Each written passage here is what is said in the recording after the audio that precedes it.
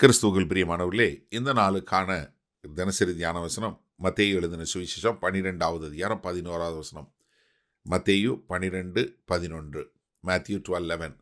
அதற்கு அவர், உங்களில் எந்த மனுஷனுக்காகிலும் ஒரு ஆடு இருந்து அது ஓய்வு நாளில் குழியிலே விழுந்தால் அதை பிடித்து தூக்கிவிட மாட்டானோ? ரொம்ப அருமையான ஒரு கேள்வி கேட்கிறார். ஏன்னா கர்த்தராகிய இயேசு கிறிஸ்து என்ன சொல்றாரு, எப்பா உனக்கு ஒரு காரியம் நீ ஒரு ஆடு வளர்த்து அந்த ஆடு குழியில விழுந்தா அந்த ஆடு சாக கிடைக்கும்போது நீ தூக்கி விடுவியா மாட்டியா?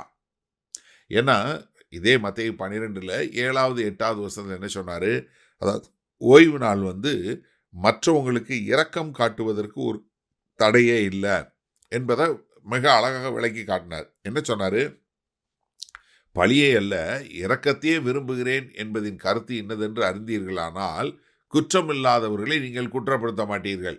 என்ன கர்த்தர் எதை விரும்புகிறாரு? இரக்கம் காட்டுவதை விரும்புகிறாரு. ஏன்னா மீகா தீர்க்கதரிசியிலிருந்து எடுத்து சொல்கிறாரு, கர்த்தருடைய நோக்கம் என்ன? இரக்கம் காட்டுவது, ஒருத்தருக்கு ஒருத்தர் இரக்கம் காட்டணும்.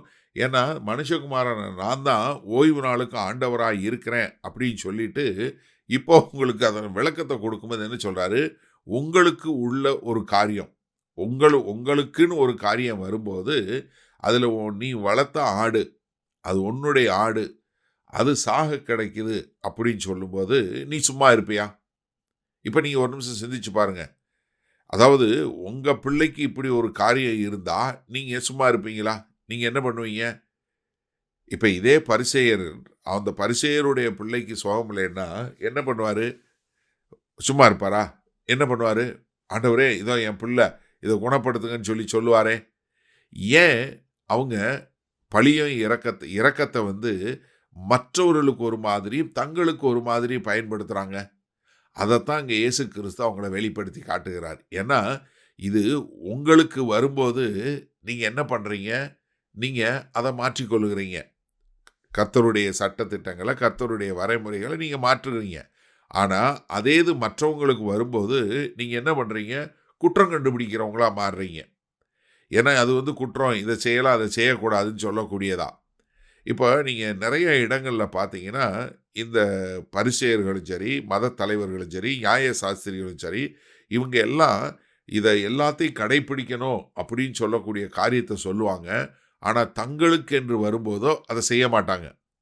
அதனால தான் கர்த்தராகிய இயேசு கிறிஸ்து மத்தேயு 23வது அதிகாரத்தில் இந்த பரிசேயர்களை குறித்து 8 முறை ஐயோன்னு சொல்லும்போது அவர் சொல்கிறாரு, இவர்களோ என்ன செய்வாங்க?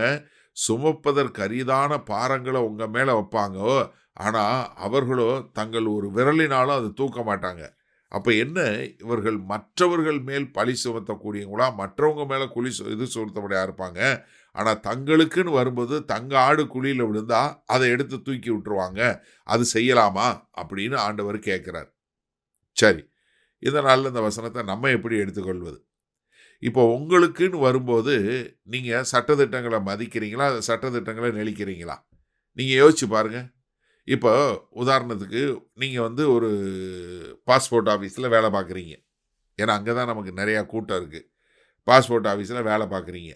இப்போ நீங்கள் உங்கள் பாஸ்போர்ட் ஆஃபீஸில் வேலை பார்க்கும்போது உங்கள் பிள்ளைக்கு நீங்கள் பாஸ்போர்ட் ஆஃபீஸில் ஒரு உயர் அதிகாரியாக இருக்கிறீங்க வைங்க. உங்கள் பிள்ளைக்கு வேணும்னா நீங்கள் உங்கள் பிள்ளையை வரிசையில் நிறுத்துவீங்களா? மாட்டீங்க. என்ன பண்ணுவீங்க? உங்கள் பிள்ளையை உள்ளே கொண்டு வந்துடுவீங்க. அப்போ என்ன ஆகுது அந்த சட்டம்? எல்லாரும் வரிசையில் வரணும்னு சொல்லி. இல்லை வேணாம், நீங்கள் ஒரு போலீஸ் உயர் அதிகாரியாக இருக்கிறீங்க. இப்போ உங்கள் போலீஸ் ஸ்டேஷனில் ஒரு கம்ப்ளைண்ட் கொடுக்கணும் அப்படின்னு சொன்னால் ஒரு சாதாரணமாக வர்றவங்க என்ன பண்ணணும்? போகணும், வரிசையில் நின்று ரைட்டர்கிட்ட பேசி அவங்கள்ட்ட சொல்லி அவங்க எழுதி கம்ப்ளைண்ட் எழுதி அவங்க ஒரு எஃப்ஐஆர் என்று சொல்லக்கூடிய முதல் தகவல் அறிக்கை போட்டு அவங்க கொடுத்து வரணும். ஆனால் இதே இது ஒரு உயர் அதிகாரியாக இருந்தால் என்ன, நேரடியாக வீட்டுக்கு போய் அவங்ககிட்ட சொல்லி அவர் கூப்பிட்டு இந்த ரைட்டரை கூப்பிட்டு நீங்கள் இதை எழுதுங்க அப்படின்னு சொல்லக்கூடியது. இப்போ என்ன ஆச்சு சட்டம்?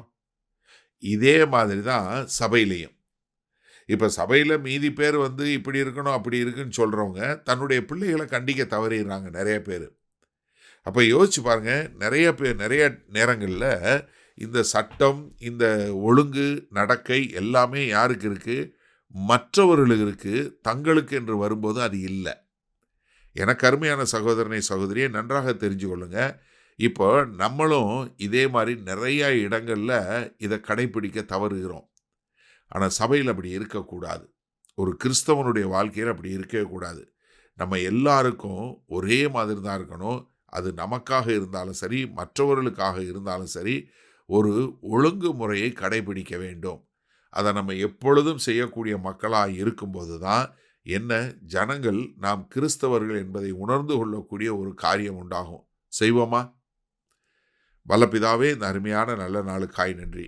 ஆமாண்டவரே, இதோ தங்களுக்கு என்று வரும்போது சட்டங்களையும் ஆண்டவரே விதிகளையும் மாற்றக்கூடிய ஒரு தலைவர்களாக இருந்தால் மனந்திருந்தி ஆண்டவரே எல்லோருக்கும் ஒரே மாதிரியான சட்டம், எல்லோரும் ஒரே மாதிரியான காரியங்களில் இருக்கிறோம் என்பதை உணர்ந்து அதற்கேற்றாற்போல் வாழ எங்கள் தேவன் கிருபையும் இரக்கமும் பாராட்ட வேண்டுமாய் மீட்பெறும் இரட்சகருமாகிய இயேசு கிறிஸ்துவின் மூலம் ஜெபிக்கிறோம் வல்ல பிதாவே, ஆமேன். கர்த்தர் உங்களை ஆசீர்வதிப்பாராக. நாம் இன்று மாலை மண்ணால் சந்திப்போம்.